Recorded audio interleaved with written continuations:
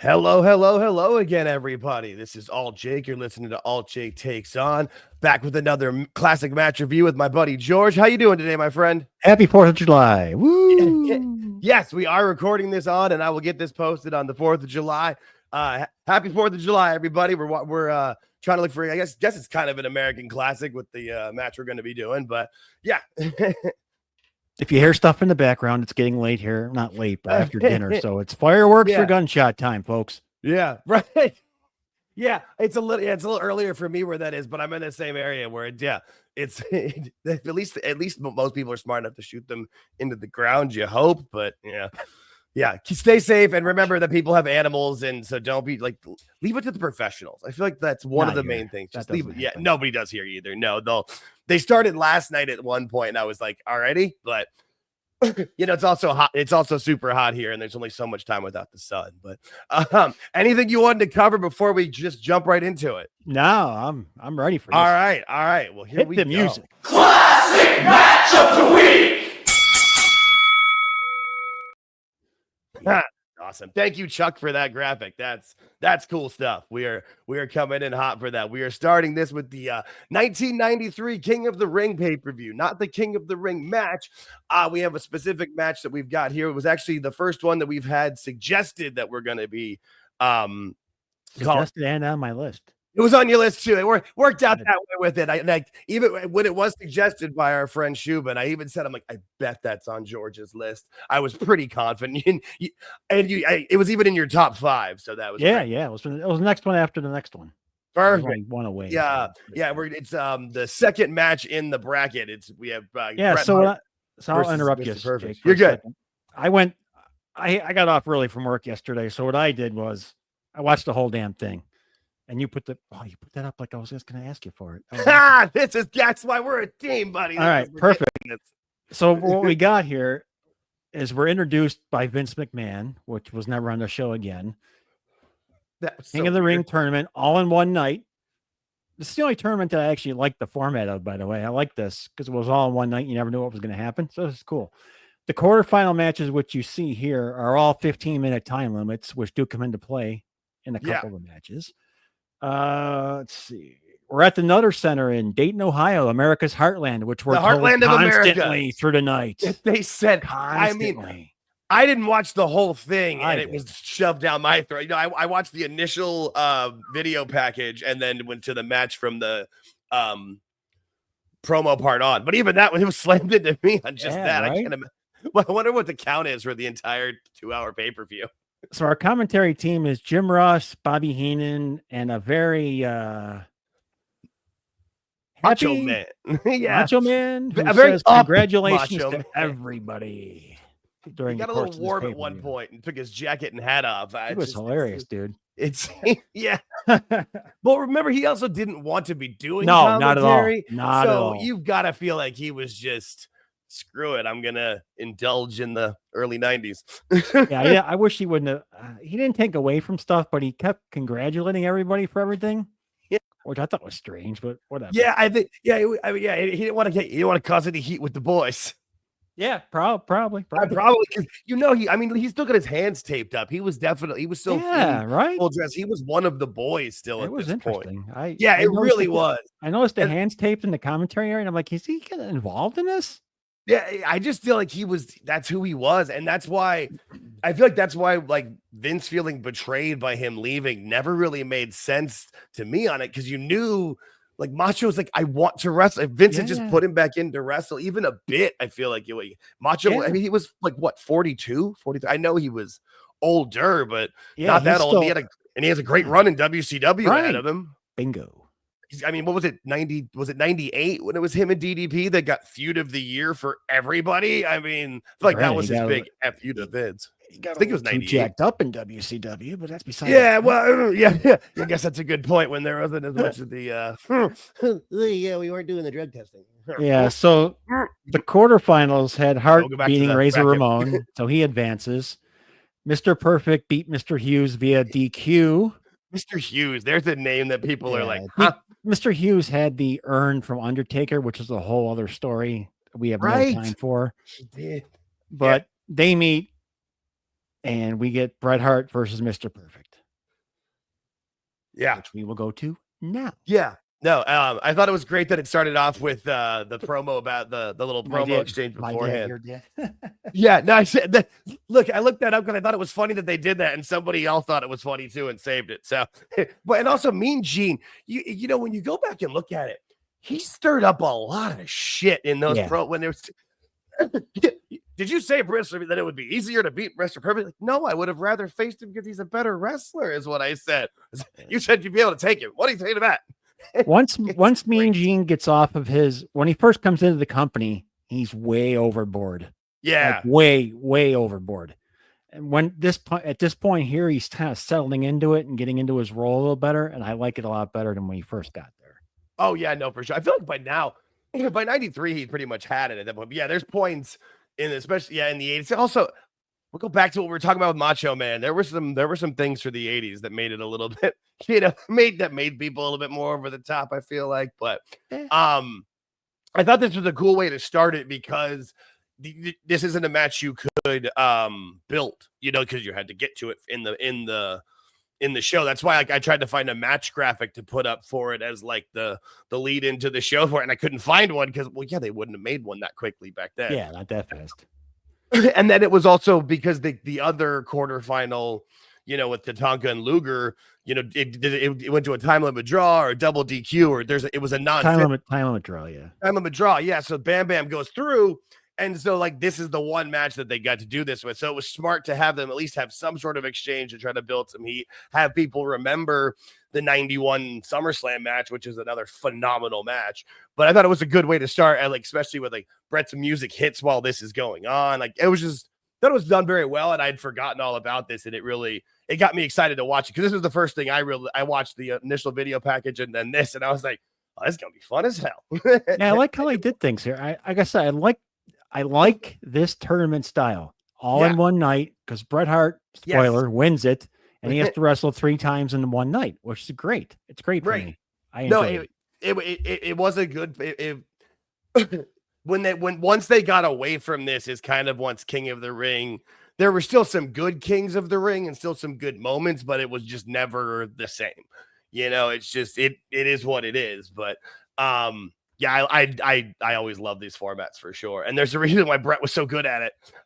Yeah, just this match though. I mean, you can't say enough about the two of these guys. These are two of the best for a reason. And I'll say it till I'm blue in the face with people when they try to tell me that certain people today are the best ever because they pull off great moves. And watch this match. This shows you why it's not about the moves that you pull off. It's how you present the other person doing the moves to you. It's how you sell is what makes you a great. That's where I was going. Perfect. Thank you. Yeah, Bret Hart comes into this match with dislocated fingers, right? From his last because Razor Ramon stamped on his hands. That's right. There's a lot of things, and I really watched this match in slow motion a couple of times, and went back watching a couple. I watched it twice. I tried to see through the moves. I tried to see where I could see light between the knee and the head, and I couldn't find nothing. No, and these guys are solid workers, dude. Solid. Yeah, no, this is and it's one of those things too where I feel like when you're both that solid, you're trying to out solid you're just trying to be as good as you can, and and it's if you with that type of competition between these two, you're gonna get you hate to be cliche, but it's perfection. It really is. It really was. Bam, honestly, bam. I would study. I studied. Yes. Anyhow, when I made myself laugh, there's a couple times where when they go backwards over the ropes together, that spot is unbelievable. You mean this spot? I was literally where I was heading after you were gonna say how well this spot looked. It looked like both the guys were dead. and how it was a struggle over the reason Bret's holding him there is because it was from a suplex, you know what I mean? They reversed each other and went, it wasn't just it doesn't look rehearsed. Yeah, and it doesn't look like it would look like something that could just have happened as opposed to just a dive fight. over. Exactly. Yeah. That's what we always say, don't make it look so choreographed. Yeah. And this was not. No, this was perfect. And it just Yeah, you ever seen like a bar fight where two guys wrestle and then they roll over and then one of them goes flying? Like that's what that kind of, you know what I mean? Like, Yeah. And then there's that to it. Was the slingshot before or after this? The slingshot move where he slingshots Bret Hart into the cooler area there. It was before. It was before. Okay. It was before because because that was where like Heenan's like he broke his knee. Yeah. That really was. I don't remember that spot now. I'm like, what they doing here? And he slingshotted them backwards, and Hart goes flying backwards. Yeah. I'm like, wow, that was impressive. That's one to watch because I don't know if they wanted to go there or not, but he went right. It was there's a little cool, like right on Kurt Hennig's left knee right there. There's a cooler with pop and soda and stuff in there and ice, and next to it's another bucket of stuff. And Hart goes right into that before they get to this move. Yeah. No, because they do that and then they go back in. Yeah, no, it was that because back to the commentary, they were going back and forth. There was times that you don't hear about it as much because you don't remember because they didn't team up a lot. But Heenan and JR had some good chemistry back and forth. They were fun. They were good. I think that might be where Lawler might have picked up of like, hey, if I can just crack some jokes, you can get like some really good stuff out of JR. Like there's one point where he's slap me in the face, JR. I'm probably myself rooting for perfect. I'd be happy to. Yeah. It's just I felt like there was a moment there of like that was almost King and he. Yeah. He also says, if Perfect wins this, I'll consider taking him back as a client. Yeah, they did. That's so good. It really was just an underrated. I mean, how often do you think those three were on commentary together? Not that much, but I mean, it really did work really well at certain points. But like you said, there was times where Macho was just pro everybody. He just everything was great. He was no, he was trying to ride that line. In the quarterfinals matches before these, he was making good points about go for the pin early because there's 15-minute time limit. That was cool. Then we get to this half hour. In this part here, the semis, it's a half-hour time limit. So they have more time. And he'd be like, congratulations to Mr. Perfect for trying to pin there. Congratulations to Bret Hart for kicking out. I'm like, what the hell's going on? Congratulations. That's what he was saying. No, I know he was. I'm like, did he really say you. congratulations? No, I just like wrote Macho with like a little snow emoji and a question mark on my paper. I was just like, huh? Just what's going on, Macho? But then like again, I was like we said before, I was thinking he wanted to be in one of these matches, Yes. Like that's really 100%. That's 100%. Like even if he lost, he wanted to be a part of it.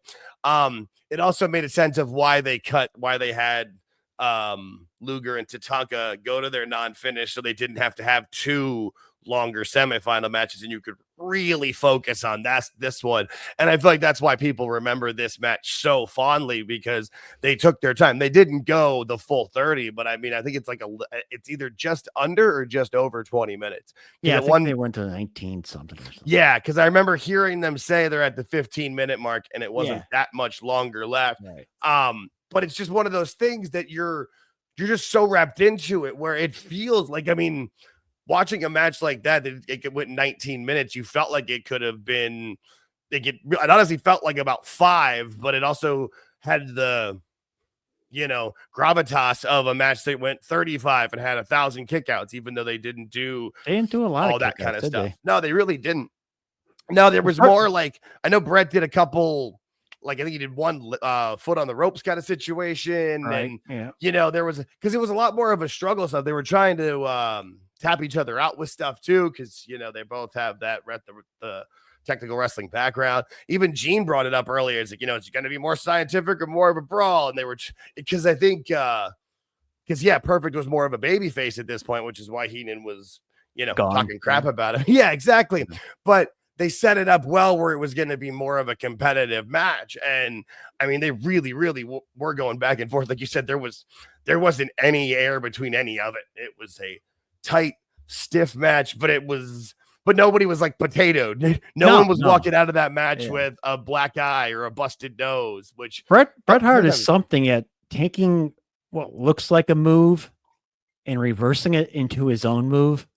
He does that a lot. Like when they're on the top rope and Perfect has them near the end sequence there, he kind of shuffle. I'm not sure how he does it, To be honest with you, I was just gonna say it's just something, and it's something instinct. too where clearly nobody else is too sure because not anybody else does it anywhere. I mean, I guess Owen kind of did because he was also in the same kind of genetic pool, but there's just something different about everything he did. Yeah. And it's something that, and I'll admit it, for me, I was a kid during the 90s, and I was telling George off air, we didn't really get cable in my house till 1996, give or take. So I didn't get to watch. When I got to watch wrestling, it was more hit and miss and sporadic. And so the bigger things stood out to me, like The Undertaker or like big moves and things that, big kind of things. So I didn't get to watch a lot of this then. But as I got older, and thank God for YouTube and the WWE Network and stuff, of going back and watching it, of just how much Bret, as an adult, is one of my favorite wrestlers of all time. And it's something. Yeah. Have you ever seen a talent like Bret take a front turnbuckle like he does? No, I was going to go into, we were talking when you talked about the knee thing. I was talking about, and I was going to bring that up, and then we went to, I'm so glad you brought that back. Thank you. Yeah. Because when he took the knee the knee to the cooler on the outside, it's like the way he took that, the only person that was similar, but in a completely different way, was Mick Foley, because he would just throw himself into something, or somebody would throw him. But no, the way Bret would do it, it seemed legit. He made Irish whips seem like an actual move. And an Irish whip is one of those things that automatically, the first time you see, you kind of suspending disbelief in wrestling, because what the hell's going on here? But Bret made it look fucking real. Like, that's what he does. That's what he did. And that's why I watched him go into the turnbuckle forward about 5 times straight. Like I went back 3 seconds, 4 seconds, and watched it again. He goes full speed into the turnbuckles, chest first. And I'm like, how do you make that not hurt? No, that's a good. Yeah, I don't think I don't think that part he did. Yeah. The only other guy that did it was Flair. Yeah, with the and he would do. Then he jump over the top and make it look and stupid. But I feel like I've heard Bret say that's kind of where he got it from, was Flair, but doing it differently. Yeah, no, and there's where the great. And again, what makes them the greats? It's not about their offensive moves, which are also amazing, but it's about how you take moves and how you sell moves. This whole match, I wrote, and I know you know it. I wrote capital letters across the bottom hugely. Selling. That was it. This whole match was selling. Yes. Facial expressions, going to your fingers, limping. He limped through the whole match. Yes. The whole match. Yeah. No, and it's just, and I say it till I'm blue in the face, but if you don't sell, I'm not, why should I buy? Like, why would I buy it if you're not going to sell? Like, if you're just like, here's the stuff, like, yeah, no, nobody cares. Like, you've got to sell it. You've got to make it matter. And that's, I mean, most people's Mount Rushmores are going to have people like Bret Hart, Ric Flair, Mr. Perfect, Shawn Michaels on. Yes, they did great offensive moves and had amazing finishers and whatever else, but it's all about how they sold the moves that were doing to them. And that's why this match is, like this is one of those matches that's like, if you have a wrestling school, like, no, you have to watch this before you're allowed to start. Perfect timing. You know what I mean? Like, you have to, there's certain things you have to watch before you're allowed in. And like, there's also, this is on that fucking list. One thing about Bret Hart that I know you noticed and I've always picked up on, he looks gassed all the time, doesn't he? Yeah. Like, he always looks tired and he's never tired. And he never is. And he's got, that's throughout this match, there are times he gets up out of a pinfall or something. He walks around for a couple minutes. He looks gassed. He's huffing and puffing, but I know he's not. No, that's when he puts his foot on when he puts his foot on the ropes, he's like a dead body, and like the leg moves from rigor mortis. Like, that's how it looks. And then, 10 seconds later, he's up and, suplexing people, doing whatever. Yeah, it's such he's great at that no matter what, like the moment the match starts, it's like, oh, he's gassed. And then, we know he can go 60 minutes. We've seen it. Yeah. It's a very good point. Nice thing about this tournament formats, he already wrestled a decent match against Razor first, and now he should be tired, so that's really good. It plays into it perfectly. Yeah, and that's another thing too, is how I think of the matches that he had to then come win this tournament, of a match against Razor Ramon, Scott Hall, which is going to be a great match, but more of against a big guy, a big guy match. And then he has this technical amazing match with Kurt Hennig. It's more of his, and then he has to wrestle Bam Bam, who's just a giant. So he wrestled. Yeah, that was a doozy. Too. That match too. Yeah, like that's another thing, that how many people can do that as well as he did. I mean, I know a lot of guys could have done that, especially the older guys back in the day, but no one could do it like Bret could, where he has three. I mean, they're three completely different matches that he sells more and more as you get into them. Like, it's just one of those things that's the stuff that's of why Bret was Bret. Yeah, and if you remember, he had lost the heavyweight championship prior to this tournament, and I'm thinking at the time, just based on everything that I kind of remember, he was losing some of his, popularity of sorts at the time, and he lost his heavyweight championship. So I'm kind of thinking, yeah, I mean, he lost it at WrestleMania 9. This tournament here was made to get him back on track, right? And that's what ended up happening. Perfect, by the way. And that is why I've been saying Cody is going to pull a Bret Hart, because he lost his title in a stupid way to, and I know that Bret technically lost his title to Yoko, but really who left WrestleMania 9 with the belt? Old man Hogan.